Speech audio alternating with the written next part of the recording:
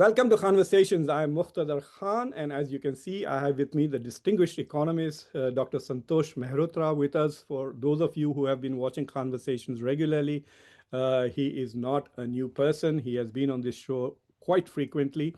Dr. Santosh Mehrotra has a very wide experience. He has worked for international organizations. He has worked for India's Planning Commission, and he has taught on multiple continents. In the last few months that I've known him, he has taught in Egypt, in Italy, in Russia, and now he's teaching in UK.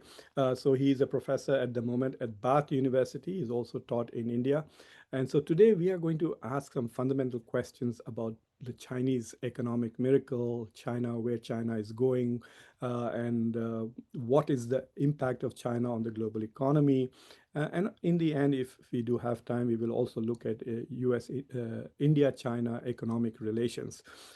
So welcome to Khanversations, Dr. Mehrotra. Thank you very much, Dr. Khan. It's always a pleasure and an honor. So the story of China is quite remarkable, Dr. Mehta. In preparation to this, I was reading some preambles in books, and they say that this has been never in history have we seen such sustained economic growth. So for more than 2 decades, China has on an average over 10% of growth, which is just stunning. I can understand that as a developing country in the 80s and 90s with a small GDP, it had a high growth rate. That is fine. Guyana has 40% growth rate now after discovering oil suddenly. So, but to be able to sustain that high rate of growth over 2, 3 decades is also not just about China, it's also about globalization because it coincided with the global liberalization. But now we are entering a new phase. There are lots of theories about why China's growth rate has dropped to 4%. And so I want to start by, if you could please tell us, for those of us who are not that familiar with the Chinese economy, as to like what is the miracle of the Chinese economy? What did the Chinese do right to be able to sustain such phenomenal growth? And what are their strengths really? I have to start with the post-independence history of China, post-revolution history of China, because the strengths that you ask about actually begin there after 1950. Because one of, three great contributions of the Maoist era from 1950 to about 1980 were the following. The three were very significant investments in education of the vast majority of the population of that country. And please remember, this is a bigger country than India is, and its total population was the largest in the world at that point, 550 million in 1950. The second big achievement of the communist period under Mao was the investment in health services. Public health services improved dramatically. And the third big investment, of course, was in the land reform that were carried out. Of course, there were significant costs of that as well in terms of lives lost, because it was done with excessive brutal methods. But at the same time, the collectivization and the equalization of land ownership by the establishment of collective farms and of state farms ensured that land, which is the one asset in a poor economy that poor people have, is equally distributed across the population and across all types of households, regardless of class, becomes a very important basis then for preparing the economy, in a sense, for the post-Mao period. What do I mean by that? You see, when the economic reforms begin in 1979, and most of our conversation and the growth rate that you're talking about happens after that, because the growth rate of the economy, the GDP growth rate, per capita income growth rate, is not much different from that of India over that period. So both China and India were at the same level of per capita income between around 1990, 1995. Anyway, but the big difference with India was precisely these three investments which were made early on, which made it possible for growth to be equitably distributed when growth, GDP growth began after 1980, meaning rapid growth began. And you were so right in pointing out in your introduction that China's story is nothing short of a miracle in human history.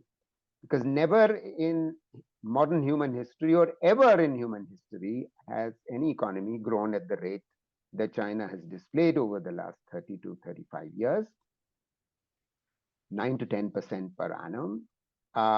And they also, on account of the investments that I spoke about just now, the three investments, they managed to rapidly bring the growth rate of their population down also.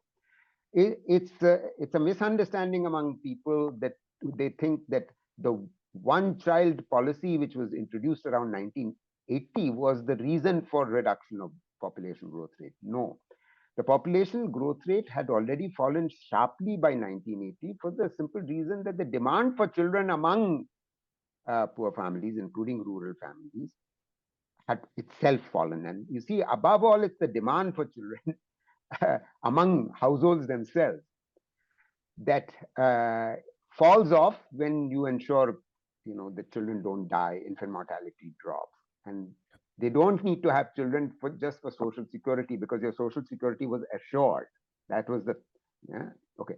Anyway, so so I want to reinforce your point about and now we can begin to talk about what the sources of that growth were, if that's what you'd Sure, like me sure. to talk about.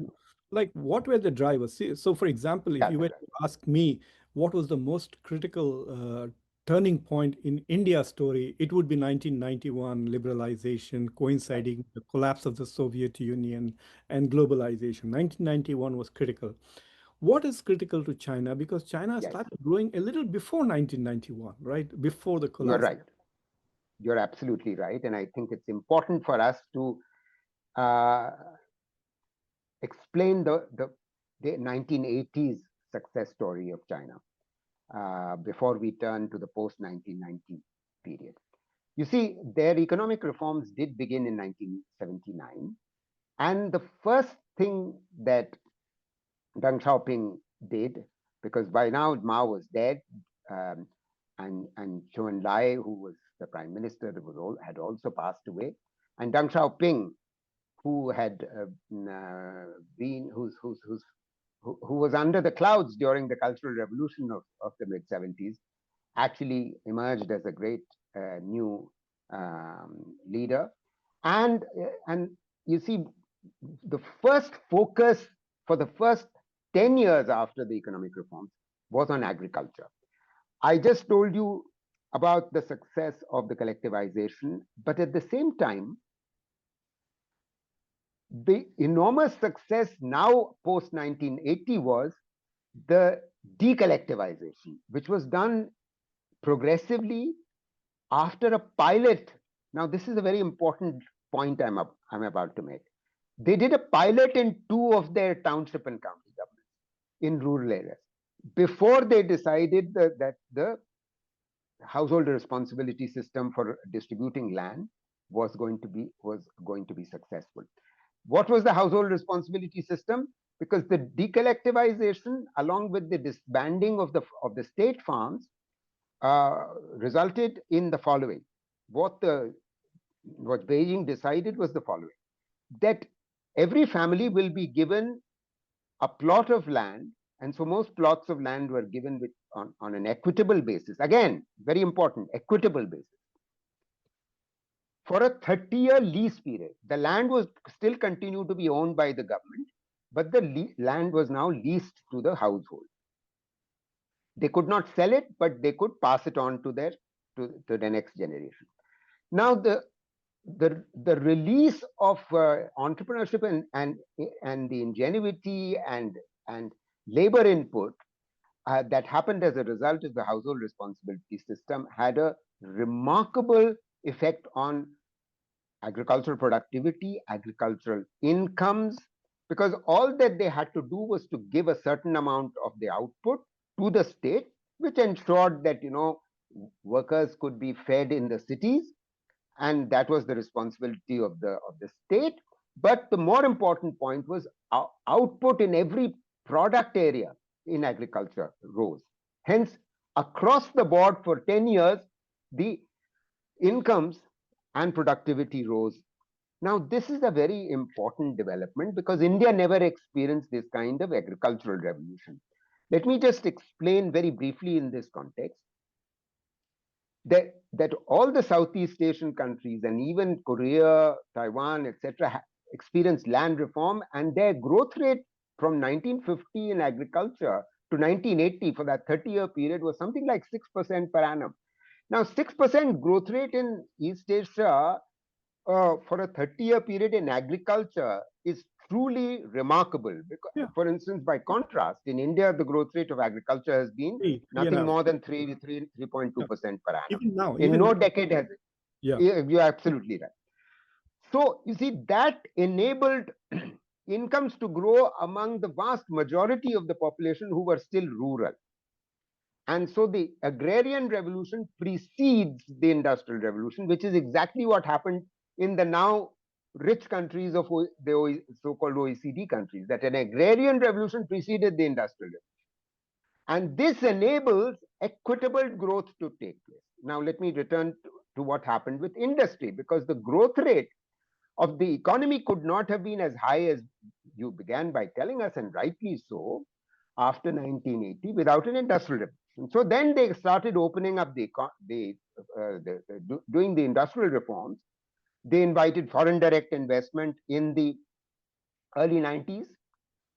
So while 80 to 90 was spent on agriculture, from 90 onwards, they started doing opening up the economy for foreign direct investment. They started to privatize and close down state-owned enterprises.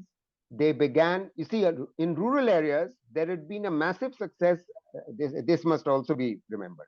In the 1980s, there was a massive success of industrial growth in rural areas on account of what are called township and county enterprises, TVEs. These were originally owned by the state, but slowly they had begun to be privatized, and they have since the last 30 years been entirely owned by private entrepreneurs. And these were very dynamic. You see, unlike the small scale sector in India, which has rarely ever been dynamic, these enterprises were very dynamic. So this is the sequence which enables them to ensure equitable growth. This is one reason why they are able to have such rapid growth. Because you see, the agrarian reform creates the demand for industrial products. In our country, this is the problem, that demand from the rural areas is still quite tepid.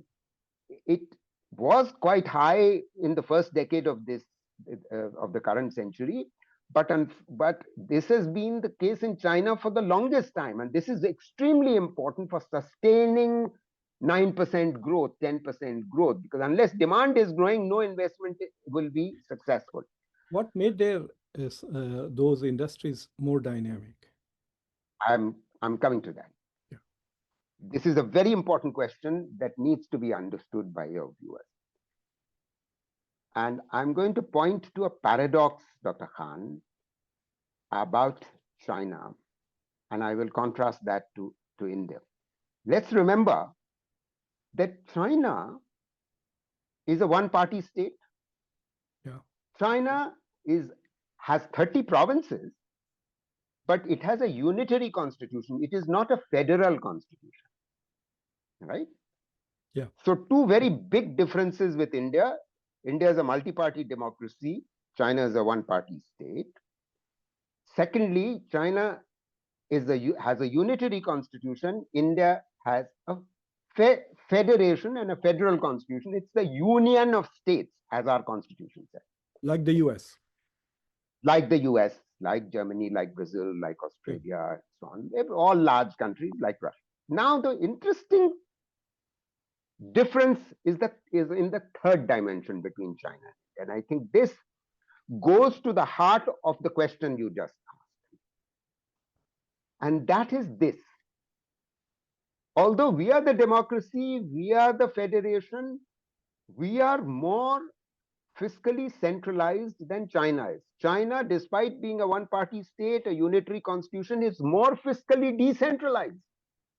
That is the paradox, and this in the literature, both by China scholars as well as international scholars, this is the foundational reason why the growth was driven by these township and county governments, because township and county is the lowest level of government, Dr.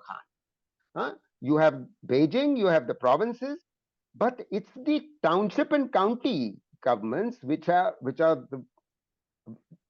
account for over 50% of all public expenditure by any level of government. This is the kind of thing you would find in a rich country. And here, this was a developing country 35 years ago, which has now become a country which is a upper middle income country on the verge of becoming high income.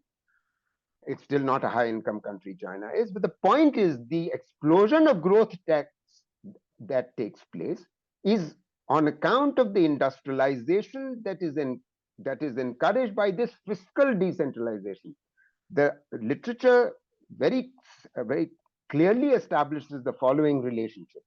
You see, what the Beijing government did was that it said to the township and county governments, we are fiscally decentralizing, meaning if you mobilize tax revenues from within your county, you will be allowed to retain 80, 90, in even higher percentages of that revenue.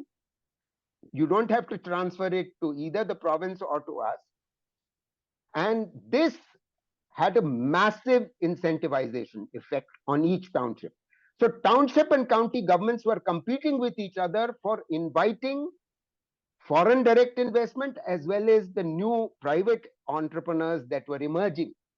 Because please remember that, this is a country which had only state-owned enterprises, and township and county governments were, and township TVEs, the township and village enterprises themselves, were only just beginning to be privatized. So they attracted, these local governments attracted a lot of investment into industry, and the more investment they attracted, the more revenues for the state, for the local government, the more revenues local government would then plow back into infrastructure and improving quality of infrastructure. So you see the beautiful dynamic here. And these local governments would compete with each other. This is what drove the very remarkable growth of 9 to 10% per annum. And so, in other words, fiscal decentralization is a one big lesson for large developing countries, including ours. Now, we had our own reasons for being centralized, but maybe you can ask your next question. 4 years ago, I did a project on good governance, and I'm not remembering the title of the article, but it was an ebook that I put together of several articles, and one of them was on China's growth. And the professor who wrote that piece, she argued that the consultative process at the local level created a kind of civil society, which is, even though China is not a democracy, it had the effect of a civil society. And so so there was an accountability to the public at the city governance level. And so she marveled at the idea as to why that's where the dynamism comes, right? You know what the local... Absolutely. Accountability. You put your finger on it, Dr. Khan, because it's not just that the accountability comes from this fiscal decentralization, it also comes from the way the state and the party is structured. Let me explain a little bit about this. Sure. Because most outsiders don't understand this, and this sort of shows you the contrast with many other developing countries, including India. You see, the Communist Party is organized in such a way that it's fairly hierarchical, and the lower level officials, let us say the mayor of the township and county government, the mayor of the local government, would be evaluated on 3 dimensions. What are the 3 dimensions? Economic construction, social construction, and political construction. Now, there are 17 indicators for a total of 17 indicators under these three dimensions. And for each year, the hierarchy works like this, that senior officials would establish the output and outcome indicators for the township and county government, and 1 year later they would be evaluated upon it, and promotions would within the CPC would depend upon whether you achieve these outputs or outcomes under these three dimensions or not. You see, accountability. It's Yeah. not just that you've spent the money. Most accountability in India, for instance, by contrast, takes place through the mechanism. We allocated money to you at the beginning of the financial year. Have you spent it? That's an input based method of ensuring accountability. That doesn't ensure outputs or outcome. Yeah. It's exactly the opposite in there. So you see, this is a very important difference in the governance system and administrative account. It's a performance-based system, right? It's performance. Absolutely. If you don't perform, Absolutely. like you're out of it. Absolutely. So, Absolutely. so there is one thing that is constantly, like when you read the literature, there are all these claims that there is false reporting on Chinese data and that China overstates its growth and its achievements, etc. Because ultimately, if you see, China is still a middle income economy. Its per capita is 13,000. It is not a high income economy. So, how much truth is there to this idea that China is not reporting things well and that its growth and its miracle is exaggerated? I I also don't buy this. Let me explain why. Sorry for interrupting you, but I've heard this so often. Let me explain why. I've been going to China since 1995. Periodically, I go there, and the as an economist, I have to say that your eyes pop out each time you go there, because you see new developments happening all the time. And it was, please try and understand that I think we've set up, they have set up, they have managed to create a very capable state. And it's important for all of us to understand that this capable state will not function and cannot remain as a one party state and as authoritarian as it is and not brooking too much opposition, unless they were also offering higher and higher quality of life and higher wages. So there are real differences which you see every 5 or 10 years if you visit. So even if there are some numbers in a year or two which might be not exactly what they are, the fact of the matter is that it's so visible. And let's remember that they are a very accountable state within themselves for their own purposes. And how would they keep their own people so happy. Yeah. happy by and large? And Yeah. the other thing that I don't think is fully understood is that the transition from socialism to capitalism, and it is a capitalist economy, it's a fully market oriented economy, has been so well coordinated because the state has been has emerged as a very capable state. And I think the reasons I've explained earlier. Contrast this to what happened to the Soviet Union. Contrast this to the other East European countries. The transition economies, in especially this, what became of Russia, not just the collapse of the Soviet Union into 15 republics, but the collapse of output and incomes over the entire 1990s, and the collapse of mortality. Adult male mortality rose dramatically in Russia in the 1990s. There's such a large body of literature contrasting the Chinese transition with the Russian or Soviet transition, and including the East European one. And if this doesn't open the eyes of those who are critical, then I don't know what else will. So what has happened is that, like when we do like any equations and etc., you keep one variable constant and then you can play around with the other variable and see how things change. So what Correct. had happened with Russia and East European, where they were simultaneously trying to change the political system as well as the economy at the same time. Whereas in Russia, Yes. China, they kept the political system constant, whereas they changed the Yes. economy. And I think that is why you have a competent state which is able to Yes. make the transition economically, whereas Yes. in Russia and other places, you were dismantling the existing state. Correct. And Correct. at You the are same time, you absolutely are right. trying to build two things, and that was not happening. You're spot on. You're spot on. I mean, I have to say that it's a great relief. I've now resumed going back to Russia in the last year or so, and I'm greatly relieved that Russia has come back up in the last 25 years. But the first decade and a half was a complete disaster for Russia, and and please note, your viewers should understand that in terms of per capita income, Russia and China are roughly at the same level.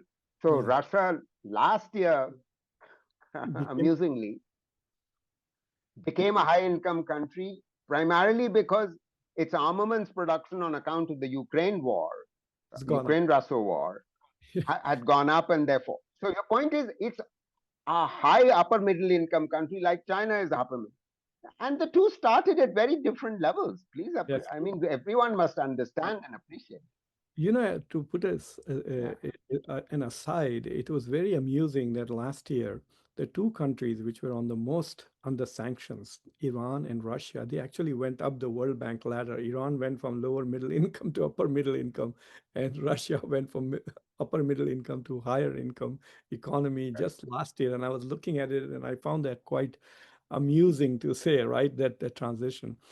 So the China continues to see itself as a developing country, whereas now the rest of the world sees it as, as an alternative to the US from a system point of view, as a bipolar system, whether Yeah. it's a challenger to.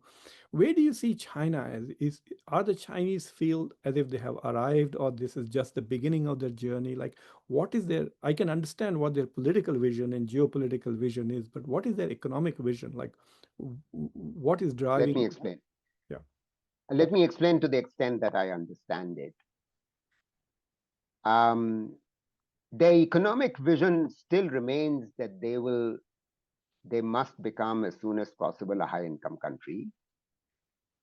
And indeed, in the next 2 to 3 years, they will, on a sustainable basis, become a high income country. We'll come back to that shortly, sure. because obviously there are going to be impacts of the Trump tariffs, and I assume that you will probably ask me about that Sure. too.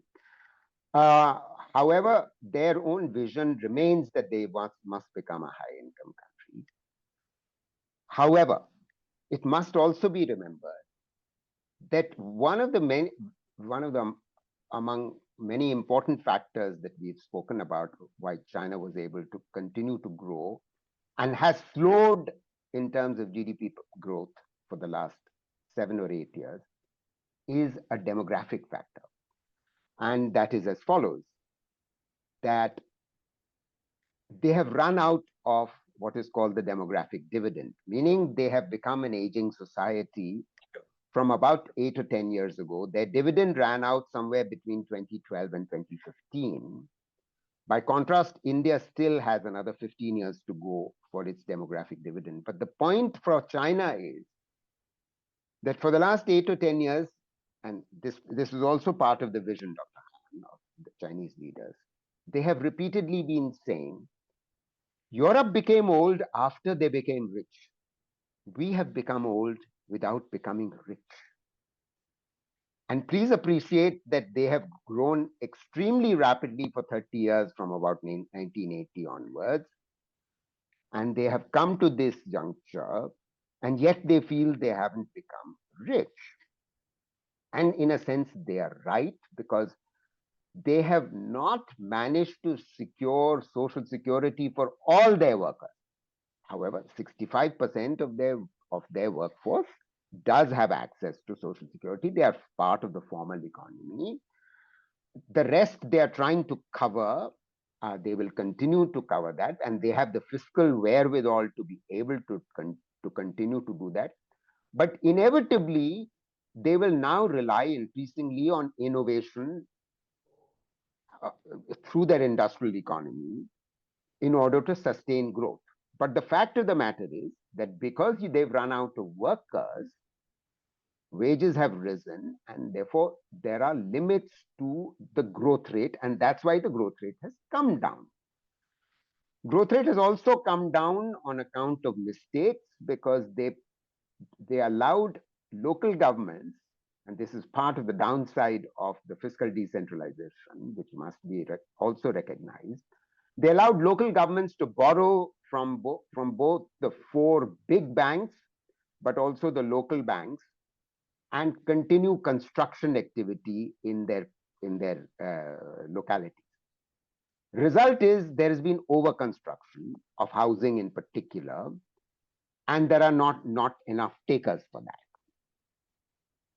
Population growth rates have fallen, and generally there has been a debt over leverage of the local government, and that has inevitably resulted. So there was a period of rapid growth when construction was happening on the basis of borrowing by local governments.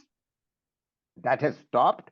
There's over borrowing, and the risk always remains, and that's what the Western observers keep talking about. Oh, when is the Chinese debt bubble Yes. going to burst? When is the growth rate going to collapse? Well, the point is that even here the Chinese have belied all expectations of Western observers that the Chinese economy is going to go bust. What is happening is that there gradually slowdown has taken place, and this was practically inevitable. Yet the economy is still growing at 4.5% in the last quarter. You know that Sure. 4.5 is not bad for an economy which is as already as large as it is. Yes. So the so really, what expectations we now have from this point onwards, Dr. Khan, is that the economy will grow at slow and slower rates at something like 3 to 4%, and now we can, if you wish, consider what might be the impact of Trump tariffs and all of that also. Yes. Right. Dr. Mehrotra, I mean, this is a very clear understanding of the real estate bubble, which was contributing to 30% of the GDP growth. Correct. And even Right. in India, a lot of capex, as they call it, is driving Correct. the GDP. If the government was not spending, then the GDP went down to 5, if you remember, in one of the quarters, Right. because the Right. government could not Correct. invest a lot of money into Quite capital right. expenditure. So Indeed. the decline in China's growth rate could clearly be attributed to the decline in basically real estate investments and over investments in real estate. But the next question that I want to talk to you is that today's China's economy has some very weird factors. One is deflation, and domestic consumption has gone down, but they are still managing to grow at 4.5. In fact, I was looking at some of the data. The expectations are the last quarter was 5.2% growth.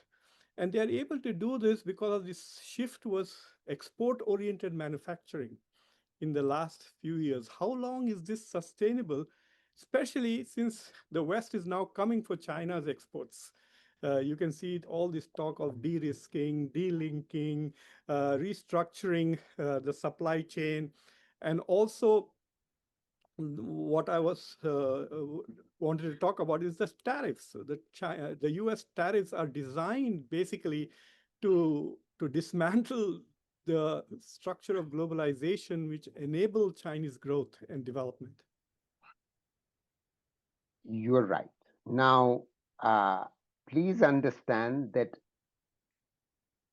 it's not the first time that the Trump tariffs have come into being. They started in the Trump first term, Yes. and in April of 2018, already there was a trade war, a tariff war with China, which had commenced. And there were retaliatory action when the US Trade Representative was asked by President Trump to impose tariffs on China in particular. The Chinese reacted and imposed a countervailing tariff. Now, what is now happening? So, one of the reasons why the growth rate slowed was in China was precisely that the export growth that had been going on till the end of the second decade of this century began to slow on as the tariff war began in the first term of Trump, and then of course that process was not sort of reduced in any way by the Biden administration. So what China has done, like a good planned economy, and please understand that despite being a market economy, its NDRC, which is the equivalent of its planning commission, remains a very powerful body, and they have in place an industrial policy of upgrading every type of production, including in the area of high tech. We'll come back to that shortly. But the point is, they also began by preparing to reduce their exposure to the US market. Yes, the US market used to account for about 19% of total exports in 2020. That has already come down last year to 14% of total Chinese exports. So that was a planned reduction as a response to the fears that the Chinese had. And they have used that reduction to obviously diversify. They are exporting much more. They have strengthened their ties with the Southeast Asian, ASEAN countries. They have increased their exports to India. Their ties with, on account of the Belt and Road Initiative, the BRI, those exports have grown across Africa, across Asia, and of course also across Latin America. So the Chinese presence has grown on account of exports of goods and services all across the global south. That's how they have sustained growth. However, we are now in a stage or a phase of the tariff war between the two global giants, China and the United States, which is not going to leave either of the two large economies unscathed. So, for instance, there is a pause between the US and China in the trade war currently. We all know that. Scott Bessent, the Treasury Secretary, is apparently going to meet with the Chinese leaders in Stockholm on August the 12th, which is about 3 weeks away. And if no agreement is reached, tariff rates could reverse from the current 30%, around 30%, to spikes as high as 145% on US imports and 125% on Chinese exports. So clearly that risk remains. However, both sides, as you can already, I'm sure you're reading, have maintained a constructive tone. I mean, underlying issues persist, but the approach of China's Commerce Minister emphasizes ongoing dialogue. And he does not see any need for a restart of the trade war. So it may well be that there will be a potential summit diplomacy between President Xi and President Trump in October. And as the negotiations continue, they may, trim tariffs down to about 40%, down from around 40% to around 30% by year end. So the point is, talks are progressing. We'll have to wait to see what happens. Now, all of this does not mean there will not be impacts on both China as well as on the US economy.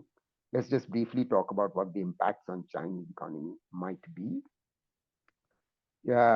Goldman Sachs has estimated that US tariffs are likely to be cutting about 2.6 percentage points off China's real GDP.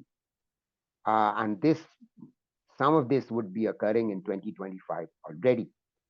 So something like 2 to 3 percentage points growth decline may well be happening, may well be on its way. So what we have seen in this last quarter, we may not continue to see as we move forward.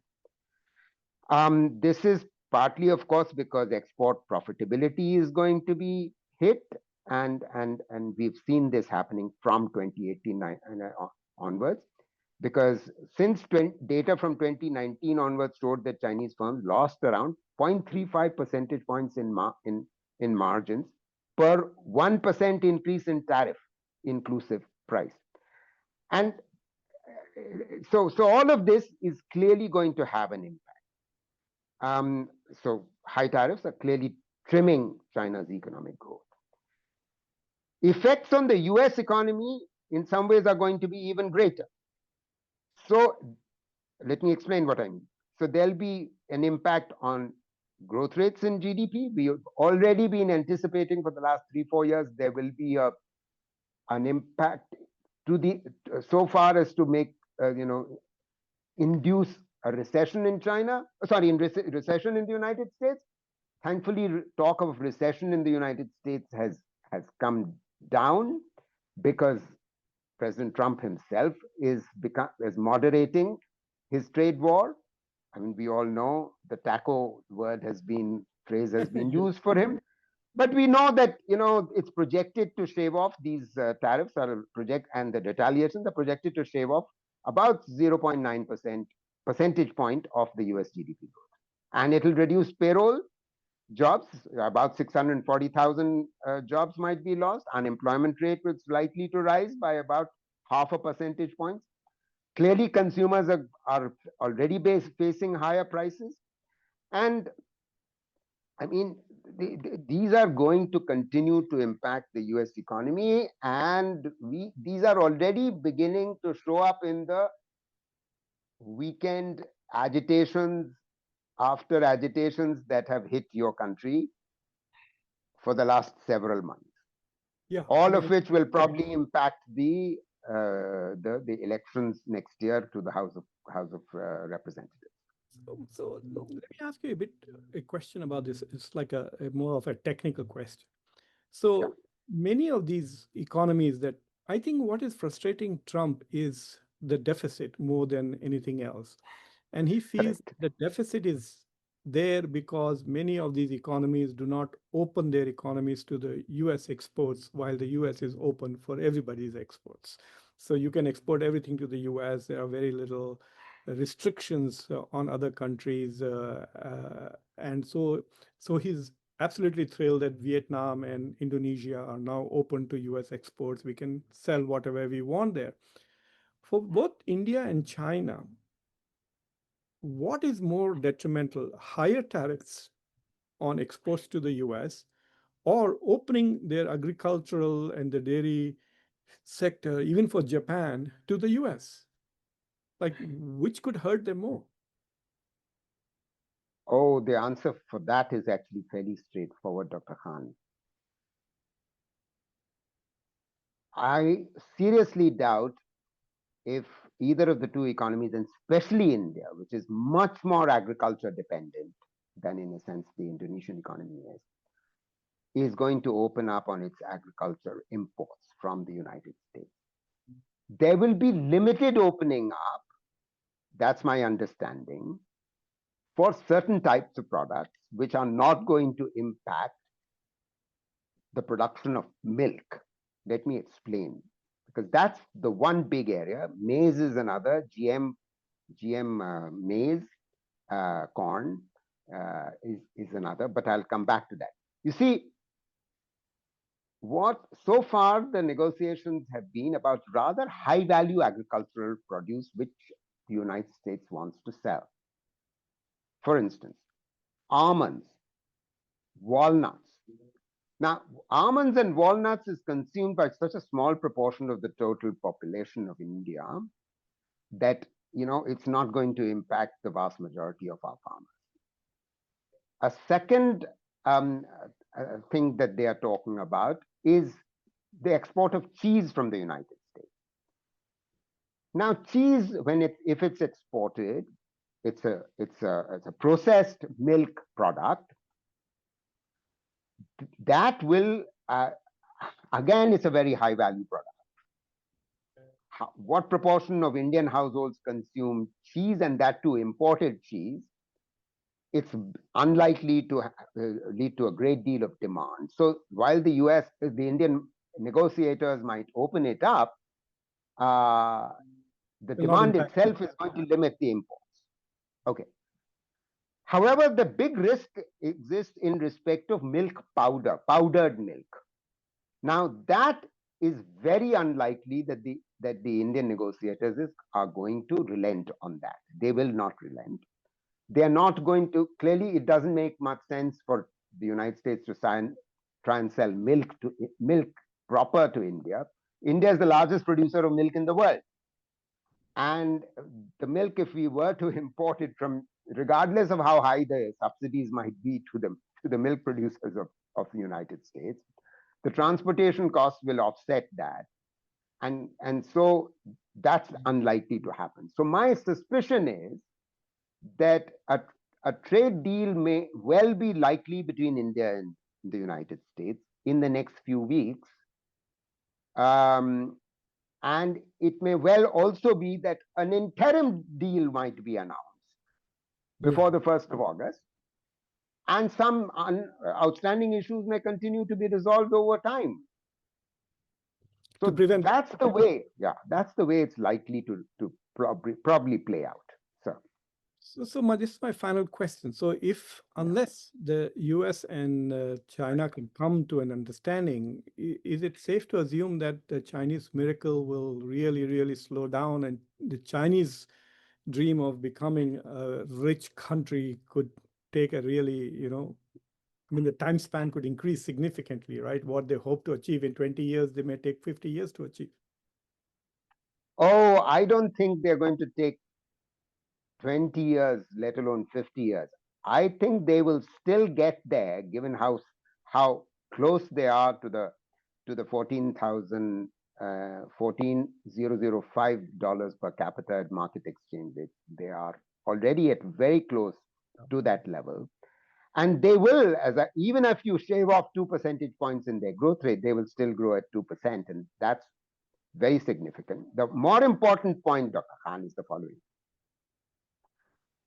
They have already been rerouting exports that they were earlier selling to the United States, etc., to Southeast Asia and to Europe. Yeah. So China's total exports grew about 6% in the first half of 2025, Yeah. even as the US shipments declined. Yes, I agree. So they have been strategically redirecting and the US is targeting their exports in such a way that firms have compensated by increasing shipments to other regions. I mean, yes, they have not fully offset the losses on account of the US market being lost. And yes, there are limits to diversification, but um, so the point here is that it will not impact their output so much as to slow their growth rate down significantly. And even if they were growing at 2%, 2.5% for the next 2 or 3 years, in 3 to 4 years, they are going to become a high income country, no question. By 2030, I'm saying that they are likely to become a high income country. And this, it's highly likely that after the negotiations reach final stages by October, a deal will be struck. We know finally that Trump does chicken out. He doesn't want the US economy to be severely impacted by a massive increase in tariffs and the inflationary impact that will have in the US economy. He cannot suffer that for domestic political reasons. The MAGA base is going to revolt. So Yeah, I there are mean, risks. the risks are clear. I was looking at the dollar index. It has gone from 108 to 97. So the dollar is weakening, Yeah. which means that it is inevitably going to lead to Yes. inflation, right? It's like automatic, really. Uh, Yes. Dr. Mehrotra, it was Yes. wonderful talking to you, and we have gone over an hour, but it's always a pleasure, and thank you for explaining to us. I think we will have to continue a little bit more of the conversations. Perhaps we'll come back after 1st of August to see where the chips fall with regards to the tariffs, especially on the Indian side of it, and then we will do a similar exercise on to what extent the final deal or the mini deal will have on India's economy and India's growth rate. So thank you very much for coming to Conversations and talking to us, Dr. Mehrotra.